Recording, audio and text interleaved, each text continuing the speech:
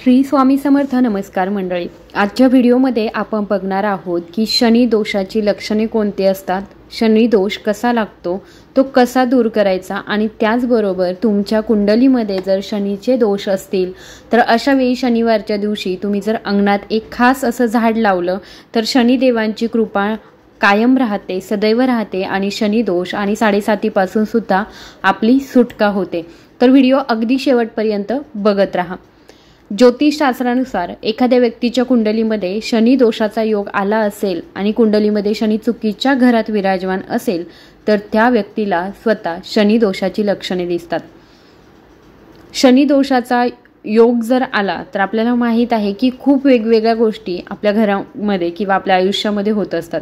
जीवनात नकारात्मक ऊर्जा विकसित होते, प्रत्येक कामात आपले अडथळे येतात आणि व्यक्तीचे आरोग्यसुद्धा त्या व्यक्तीला साथ देत नाही, कारण शनी हा संथ गतीने चालणारा देव आहे. त्यामुळे त्याचा प्रभाव कुंडलीवर दीर्घकाळ राहतो. जर कुंडलीमध्ये शनी अशुभ स्थितीत असेल तर व्यक्ती नेहमी विचारांमध्ये मग्न राहतो. असे लोक स्वतःशीच बोलतात. जेव्हा शनी अशुभ स्थितीत असतो तेव्हा व्यक्ती शुभ कार्यात भाग घेत नाही. शनीच्या अशुभ प्रभावामुळे हे लोक नेहमी क्रोधित होत असतात. आता शनी दोषाची नक्की लक्षणे काय आहे, नक्की दोष म्हणजे काय, तर शनिदेवाला न्यायाची देवता आपण म्हटलं आहे. त्यामुळे शनिदोष व्यक्तीच्या कर्मांवर अवलंबून असतो. शनिदेव माणसाला त्याच्या वाईट कृत्यांची शिक्षा देतात. जेव्हा एखाद्या व्यक्तीच्या राशीमध्ये शनिदोष असतो तेव्हा त्याला जीवनात अनेक प्रकारच्या संघर्षांना सामोरं जावं लागतं. उदरनिर्वाहासाठी अनेक चढउतारांचा सामना करावा लागतो. जेव्हा एखाद्या व्यक्तीला वेळोवेळी रोगांनी घेरले जाते, आर्थिक संकटांचा सामना करावा लागतो, वाईट गोष्टींमध्ये गुंतल्यासारखं वाटतं, ही सर्व शनिदोषाची लक्षणे आहेत. कुंडलीत शनिदोष असल्यास त्या व्यक्तीचे धन आणि संपत्ती हळूहळू अनावश्यक कामांमध्ये खर्च होऊ लागते. शनिदोषामुळे वादाची परिस्थिती निर्माण होऊन व्यक्तीवर खोटे आरोपसुद्धा केले जाऊ शकतात. त्याचबरोबर कोर्ट केसेससुद्धा केल्या जाऊ शकतात.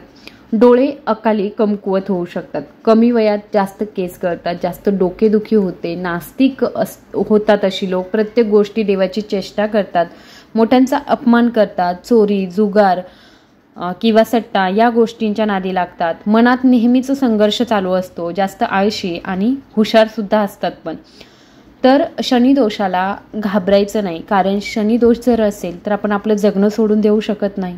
तर आपण काही उपाय केले तर हे शनिदोष जे आहेत ते नक्कीच कमी होतात. शनी हा असा देव आहे ज्याच्या नावाने देखील लोक घाबरतात. आपल्या ज्योतिषशास्त्रामध्ये शनीची प्रतिमा नवीन गोष्टींवर विश्वास ठेवणाऱ्या न्यायी देवाची आहे, जे चांगल्याच कर्माचं फळ देतं, वाईट कर्मांचे वाईट परिणाम देतं.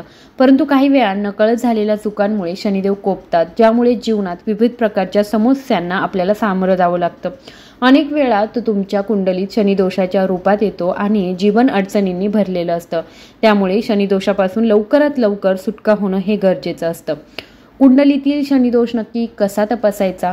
शनिदोष ओळखणं खरं तर अवघड काम नाही. तुम्हाला एवढंच माहीत असणं आवश्यक आहे की जर शनी मेष राशीत असेल तर तो दुर्बल मानला जातो आणि आपण त्याला शनिदोष म्हणतो.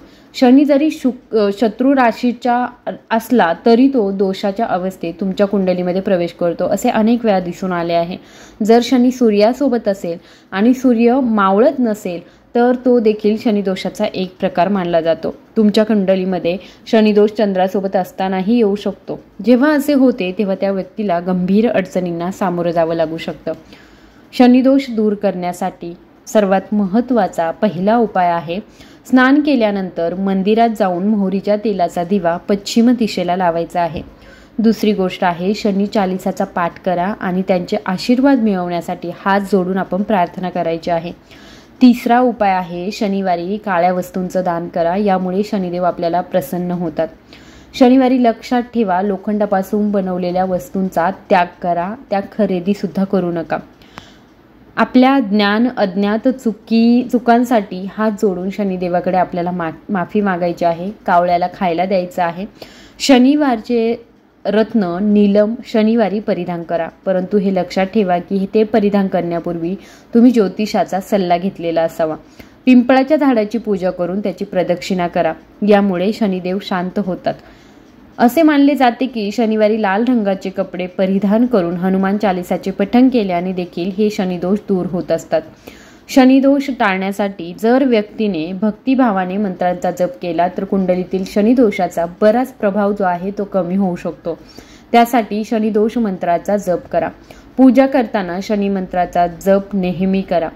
तुम्ही भगवान शंकराला प्रिय असलेला पंचाक्षरी ओम नमः शिवाय चा जप देखील करू शकता किंवा महामृत्युंजय मंत्राचा जप सुद्धा करू शकता.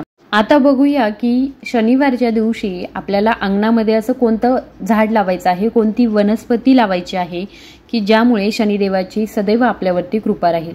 शमीची वनस्पती शनिदेव आणि महादेवाला फार प्रिय आहे आणि यासाठीच त्यांना दैवीय झाड असं सुद्धा म्हटलं गेलं आहे. ज्योतिषशास्त्रात झाडे आणि वनस्पतींना फार महत्त्व आहे. यामध्ये काही वनस्पतींची विधिवत पूजा सुद्धा केली जाते. ग्रह नक्षत्रांच्या वाईट प्रभावांना कमी करण्यासाठी झाडे आणि वनस्पतींशी संबंधित उपाय फार प्रभावी मानले जातात. यामध्ये शमी एक प्रभावी वनस्पती आहे. शमीची वनस्पती शनिदेव आणि महादेवाला फार प्रिय आहे. तर शनिवारच्या दिवशी जर तुम्ही घरामध्ये शमीचं रोप लावलं तर तुमच्या घरामध्ये पैशांची बरकत होते, तसेच कधीच पैशांची कमतरता राहत नाही. हे रोप लावल्याने घरातील वास्तुदोष सुद्धा दूर होतात. तसेच शमीचं रोप लावल्याने विवाहाशी संबंधित समस्या देखील दूर होतात.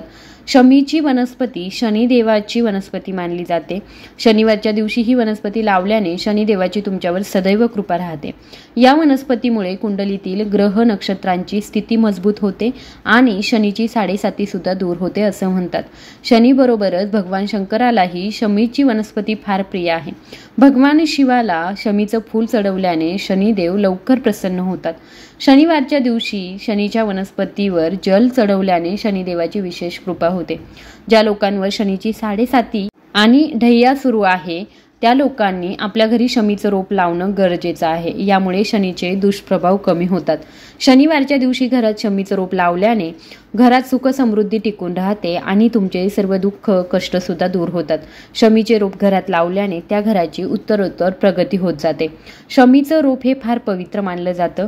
त्यामुळे हे रोप लावताना स्वच्छ मातीचाच वापर करा. तसेच हे रोप लावताना घरातील दिशा योग्य ठरवा.